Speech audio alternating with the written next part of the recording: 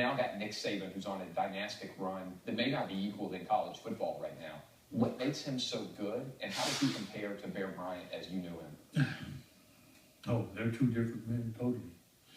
Except for one thing. Detail, detail, detail. The tiniest little thing.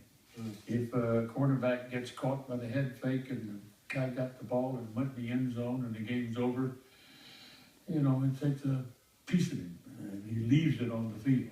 But that's detail. It's not glamorous, it's tedious, it's hateful. But it's still something that if you're going to win under the pressure that, and Paul never had the pressure that Nick's got. I mean, Bryant was his, well, he just go back.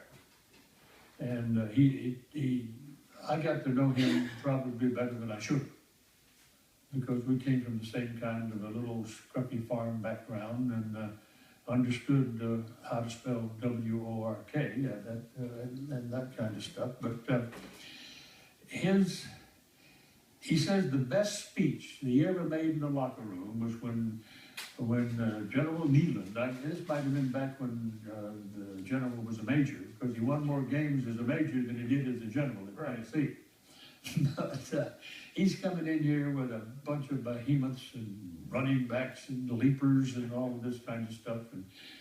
And Paul walks into his locker room, and they were playing it up in Birmingham, and he looked at his little short-legged guys, and he just couldn't figure out how in the world he's going to play a team that's got 3 All-Americans on it and dominating everybody they played and all that kind of stuff. And he spoke to Pat Chesterfield going this way and coming back before he could finally stop at the door and give him a little speech.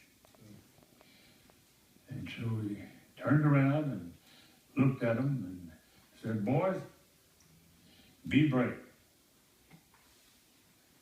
They won.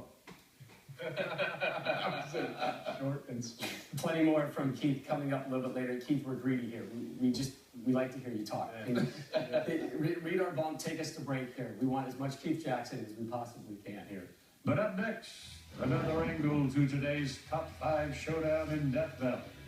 Either Clemson or Florida State will be eliminated from national title contention, and we've got the tail of the tape. Try and top that, Joel. Try and top that. Walk off the stage. It's done. It's done.